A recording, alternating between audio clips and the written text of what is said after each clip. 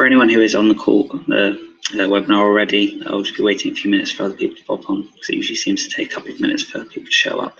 And hopefully this time I'll remember to edit the video when it actually goes live as well. So if you're hearing this on YouTube later, I'm sorry. I will edit it at some point.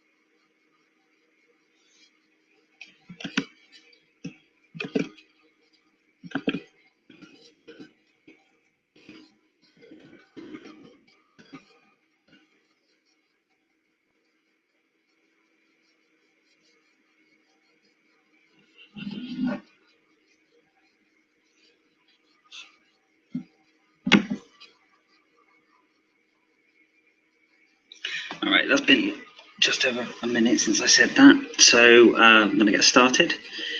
So hello, this is the Vulkan scaling to multiple threads talk. I'll be talking today about how Vulkan allows you to scale more to multiple cores on your CPU. Just switch the presentation, there we go. So again, introduction part, I'm Tobias. I've worked for Imagination for 5 years, 4 of those years helping developers in our developer technology, and now I work on Vulkan and extensions to both Vulkan and OpenGL. Again, this is a detailed look at Vulkan. I'm not going to give out any new information, it's just insight into what has already been said. Please look at my YouTube video, of the SIGGRAPH BOF if you haven't already, because that's sort of the precursor to what I'm talking about today. So this week I will be talking about scaling to multiple threads. So let's start. So, oh, sorry, before I do carry on, if anyone does have any questions, the questions and answers app is enabled. I will take a look at that periodically. There's about 14-second or so delay, so try and get it in before the end of each section, otherwise I'll take questions at the end, if there are any. So, GPU waiting on the CPU. Getting deja vu. So, graphics apps can be bottlenecked by the CPU. Yeah, this sounds very familiar. Right. So, this is a slide I gave last time, and that's deliberate. I spoke in the high efficiency on mobile presentation about how graphics apps can be bottlenecked by poor CPU performance, and I talked a little about why that is, max draw calls, blah blah blah. But there's actually a secondary problem with that, and that's the fact that in OpenGL, for instance, you're kind of stuck with a single thread. Modern CPUs have lots and lots of cores. Well, I say lots and lots, 2, 4, somewhere around that range for mobile, maybe more for desktop. But OpenGL is only really able to use one of them at a time. There's stuff you can do. You can do resource streaming, like loading textures in the background thread. If you've got applications that can split the screen, you can do some sort of compositing step by splitting tasks off to different threads. But they don't scale particularly well, and they're kind of a stopgap solution. And if you look at the Nexus player in our GNOME Horde demo, it's actually got 4 hardware threads, so that's 2 cores with hyperthreading. But the OpenGL GNOME Horde can only use 1. There's not really any way to scale that up to more. So making use of all the cores. Why do you want to use all the cores? Very straightforwardly, if you can scale your workloads across every single core, then you can potentially get better performance out of it. And also, as I mentioned last time, it's actually more efficient to run lots of cores at a low rate than 1 core at a high rate. So you actually get better power life, battery life, and it generates less heat, etc., etc. All the stuff I talked about last time. I do mention scalability. That is important. I mean, anyone can write an app that makes use of every thread, but you there's a difference between actually doing useful work on those threads and just spending all your time synchronizing between those threads. If you don't scale effectively, there's not really much point in using extra cores. You really want to be able to have a sort of linear or near linear progression. So if you have one core and it's 100%, then you want to use 2 cores and have it use roughly 50% of each core. You don't want to have it use 100% of both cores when you've tried to scale. That defeats the purpose. So I'll just have a quick look. We'll have a quick look at the gnome core demo again, because everybody loves a bit of gnomes. Oh, it's me. Hello. This. There we go. Right. So, wish YouTube would pre-debug this better, but right. So I'll pause down here. Right. So what you may have quickly seen there was that the gnome core demo scales out at some point and starts moving the camera very, very quickly. So the demo is comprised of a ton of objects, and each of those objects, including the gnomes, are subdivided into tiles, areas of the world. Tiles is probably a bad choice. I use that as SIGGRAPH. Some people seem to get confused. I'm not talking about the tiles we use in tile-based rendering. I'm talking about squares, square areas of the world. So maybe I should come up with a better word for that, but we'll carry on with tiles for now. Sorry. But basically, each one of those is occlusion tested effectively and then streamed into view as and when it comes onto the screen. And as it goes off the screen, that tile of data is destroyed. And in OpenGL, that's just a batch of draw calls which you fire at the GPU, whereas in Vulkan, these are actually individual command buffers. So the whole thing that's happening when we speed the camera up and zooming out really far is that a lot of these tiles are getting created and destroyed every frame.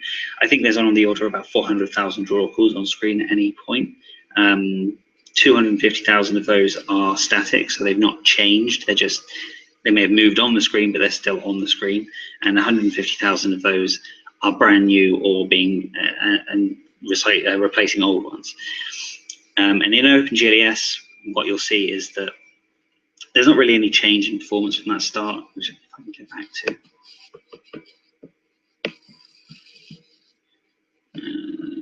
Refresh the page is probably easiest. All right. So when it's zoomed out, when it's going slowly, you can see it's. Oh, what are you doing? Sorry about this, folks. Right. But it's not going quickly. If you look at the CPU graph, that was a terrible place to point it out. You can see there's only 2 CPU cores running on OpenGL. There's actually one. It's just we've caught it midway between switching threads, but I seem to be having trouble getting to an appropriate frame, so we'll just go with it. Suffice to say, there's actually, in effect, 1 core is completely maxed out in OpenGL right now, and that's because you've just got to submit all your calls every frame. It doesn't really matter whether you're going slow or fast. There's a set number, and they're all dynamic according to OpenGL. Whereas in Vulkan, some of them are static, so when we're not moving the camera very fast, they've already been pre-baked and they're on the screen. And I talked a little bit about that pre-baking 2 weeks ago, so check that video out if you haven't seen it. But the idea is when we speed up the camera, and worth pointing out that we could do something cleverer here, but we're doing it deliberately to show you the parallelization. If you did have additional loads of draw calls, dynamic draw calls that have only just come into existence, like we have here, you kind of would get stuck like OpenGL is if you had only 1 core. It wouldn't be any different. You'd end up just maxing it out and going very slowly, and that would be it. Vulkan gives you the opportunity to have lots of command buffers being generated on lots of different cores, and by doing so, it means you can keep the FPS fairly high. All right, that's enough of that. So back to, and get to the next presentation. There you go. Right, have a quick look and see if anyone's done any questions. No, yeah, okay. So that seems fairly magical. It's not, obviously. I keep saying it's not magical. It really isn't. There's no magic going on here. It's just good, solid engineering. So Vulkan gives you lots of mechanisms for scaling. I'm going to hit a few of the high notes. first and foremost, it's not threading for you in the background. It's an explicit API. You're not magically just getting, you submit a command and, oh, it does all work on different threads. That's OpenGL's business. That might do that. Vulkan does not. Vulkan tells you exactly what it's doing, or tries to, and it lets you figure out what threads you need to put them on. And you just have to be careful of how you use it. And there's a lot of optimizations to make sure that when you try and do the right thing, we don't get in your way, effectively. So the first big change from OpenGLS, there's no global state. You had semi-global state in OpenGLS. You had the idea of the current context, which was a global piece of state, and then you'd have to look up into bound state in that context. And the context itself is global. You didn't pass it into any functions at all. It just sort of existed. And because it was current to a particular thread, it sort of implies that most implementations are going to be using some form of thread local storage to do that. And for those of you who know thread local storage, using it, it's not terribly efficient. And if you have to do a lookup like you do in OpenGLS on every single function call, it gets quite slow quite quickly, because there's a lot of indirection going on, and you like to see cache misses as well as other things. There are some CPU implementations which implement this a bit better than just a lot of lookups, but it's still not great for performance. Vulkan, on the other hand, doesn't have global state. Everything is contained in objects. Even at the very, very top level, before you can do anything, you have to create something called an instance. You've got an instance of the implementation. And then once you've got those objects, you've got direct state access. And I'm not talking sort of GSA light, like I'm going to call OpenGL's direct state access, because it gives you state access in the sense that there's no bind to edit or bind to use. There is some bind to use, but there's no bind to edit. But you never get to pass in the OpenGL context into direct state access extension, which is kind of somewhat unfortunate. In Vulkan, everything you need is passed in the object, and you can sort of do a lookup to the top without ever having to fetch the context. So there is no context. You've got all the information you need contained within the arguments to every function. And that does mean you sometimes have indirections in terms of you might provide a buffer object, and the driver will have to look at that and maybe go off and look at the device, but most of that has been negated as much as possible. So Vulkan also has this concept of external synchronization. In OpenGL, if you wanted to modify something on a particular thread, you go for it. You just do it. It's completely safe. You're not going to get a race condition. That's fine, which sounds lovely in principle, but in practice, it just means the driver is going to be doing a lot of mutexing and other locks or other synchronization mechanisms to make sure that you're not having any data hazards or race conditions. You're just trampling on your objects from multiple threads. And OpenGL doesn't really have any knowledge of how the application is going to use those functions or those objects. And subsequently, it just has to be really conservative or use some very interesting heuristics to try and work out what you're doing. The net effect of this is you get a lot of locks for very little benefit in a lot of cases. And then on certain architectures, and I'm talking CPU architectures here, there is a cost for using a lock, even if it doesn't actually conflict with any others. In Vulkan, we make no such guarantees. Only concurrent reading is safe, which it was always safe. There's nothing to do there. There's no such thing as a read after read hazard. The driver doesn't lock on modifications. If you are modifying something via a function, it's externally synchronized. You have to manage the synchronization yourself. So if you wanted to say change the blend state on something, no, that's a terrible example. There's no dynamic blend state. Let's say you wanted to change. You wanted to reset a command buffer, but you, for some reason, weren't sure which thread to do it on, and you were doing it on 2 threads. It just wouldn't work. You'd end up stomping on one or the other, and you'd probably corrupt that object, and that could lead to all sorts of driver nastiness, and we're just not going to hold your hand on it, as is the case with most of Vulkan. And by very careful design choice, should be fine. Basically, anywhere it's externally synchronized, we've made sure that you don't need to be able to modify it on multiple threads or anything even resembling the same time. I mean, you might create objects on one thread and use them on the other. That's fine as long as you make sure you synchronize between them, or you don't start using on the other thread until the first one's done with it, or whatever. But fundamentally, you're not expected. There's no real good usage pattern which has you modify objects on multiple threads. And the upshot of that, again, is there's no locking in the driver. You don't have to do any locking in the application as much as possible, and you just benefit from better scaling and better performance. And then probably the most interesting of them is multi-threaded command generation. So OpenGL, and I've mentioned this in my last talk as well, doesn't have separation between command generation and submission. If you do GL draw, blah, blah, blah, it will translate all the state that you've currently got in your context into hardware state. It may patch shaders, it might upload data, it might flush the caches, all very implicitly. And then it will submit that call as well. All that state gets submitted straight to the hardware, or at least to some notion of submission. It might be deferred in some way, but somehow that is being submitted. There's no explicit submission that's separate from that draw call. And generation of commands is expensive, even more so in OpenGL for the reasons, again, from last time. And because you have to do submission usually on a single thread, it means that your command generation is stuck on that single thread as well, which makes it even worse. So really the whole GPU buffering on the CPU is a compound problem with OpenGL, because on the one hand, it's very inefficient, but also you can't spread that workload out to the rest of the cores. So you're fairly stuck. With Vulkan, you've got command buffers, and you can record commands into those command buffers ahead of time or on multiple threads, and then submit those command buffers to a queue eventually in the end. And queue submission is, as far as the CPU is concerned, should be quite cheap.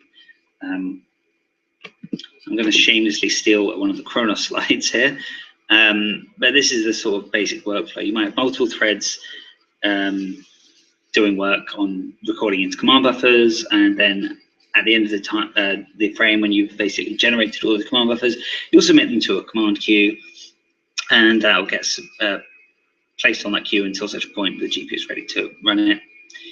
And there's no need to do anything magical with the queue. You just basically give it stuff, but you cannot access that from multiple threads, which is why we've made sure it's as cheap as possible. And that's just because GPUs tend to have only one front end. They might have more, but we expose multiple queues. Effectively, we provide the application with as many queues as there are front ends or access points into the GPU.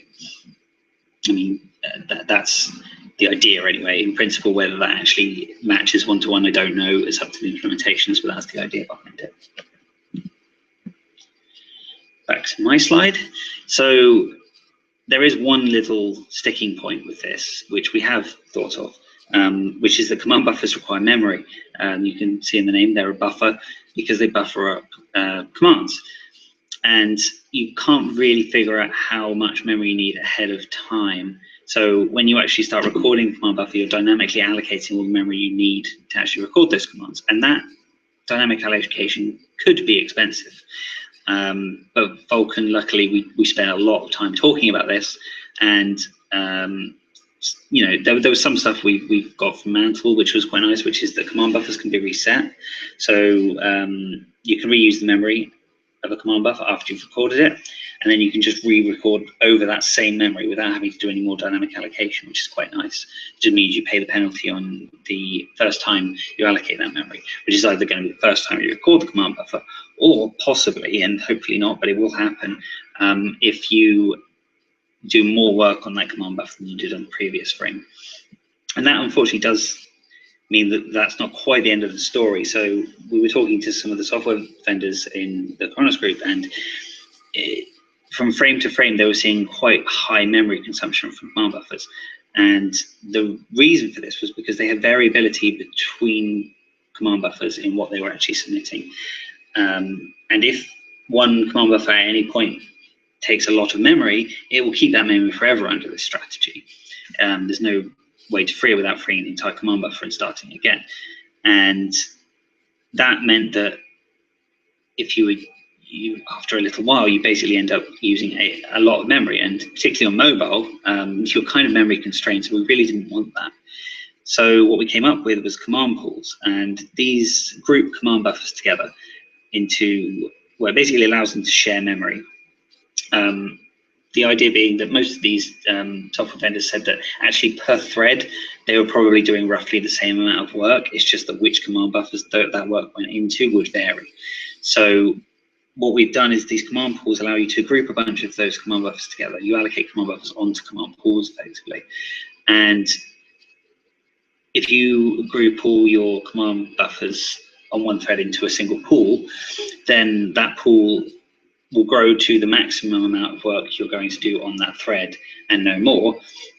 Per buffer, then you can sub-allocate from the command pool. And that's just one of the strategies that's available. But it means that you don't have to go back to the system to grab more memory. You just need as much as you need without having to get overinflated command buffer memory usage.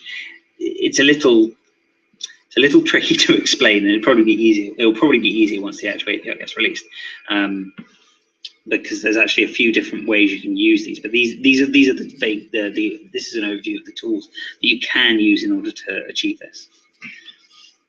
And the benefit of that means that you do get good scalability. We did some internal tests with this when we first started coming up with the concept of command pools. I did find that we were able to scale pretty well across multiple cores. So in conclusion, Vulkan gives you a lot of flexibility, which again, very, very common theme with Vulkan. It gives you the flexibility to scale. It's completely under app control. So of course you can get it wrong, but if you get it right, it will work, and it will work well. There's been a lot of design work to enable this. So like I said, command generation and no global state and external synchronization. But there's tons of other little micro optimizations. I mean, it's micro, macro.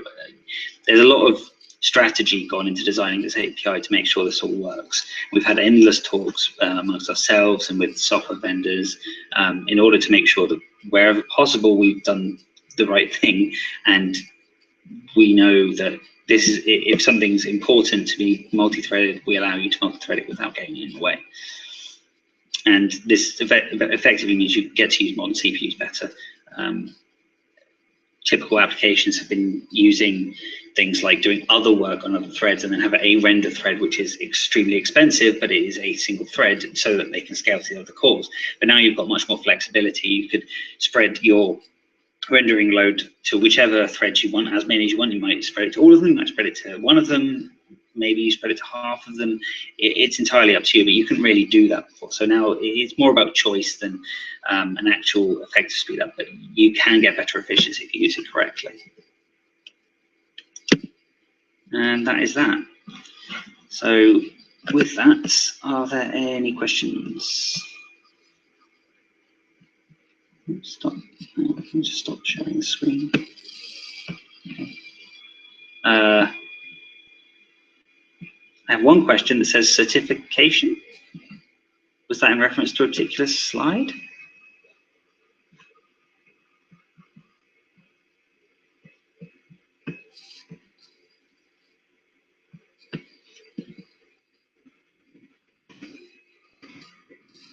I really need to have figured out how to work, make chats work, chat work.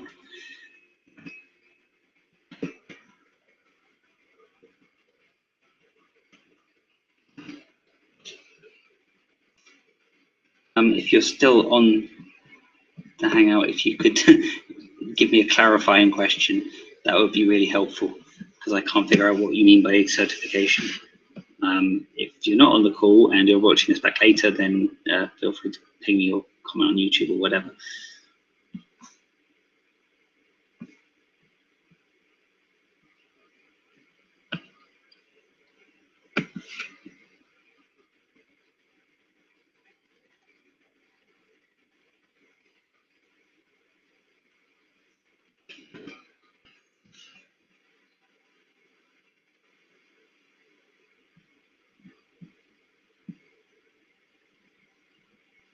Right, fair enough. Don't know how to answer you then, I'm afraid.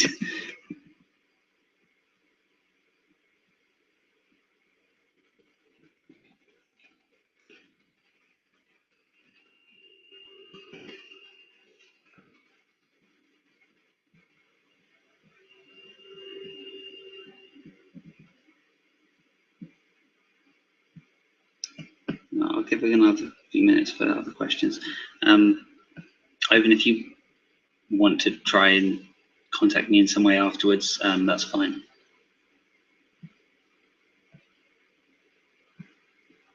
Oh, you typed you sent too soon. Okay, not related to slide. Wonder if Vulkan gets certified at the moment.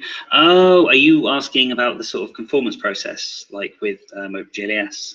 I'm going to assume that. So hang on, let me select that. Yeah. So assuming that's what you're talking about, it's not ratified yet, so there is no spec to be certified, or rather, there's no conformance tests. But there is a plan to have conformance tests, because that's sort of part of the whole way Kronos works. You can't ever say that you support, and this is very important wording, you can't say you support an API unless you pass conformance for that API. And we're certainly planning to have conformance for Vulkan because it's a very important, very brand new API. And as with most new things, most new software projects, there's bound to be bugs. So testing is very important. And obviously internally we're doing our own testing. Kronos wants to, stamp their seal of quality onto Vulkan when it gets released. So that's what the conformance tests effectively do, and it also protects their brand. So yes, there'll be some elements of that, hopefully quite a bit. Hopefully that answered your question.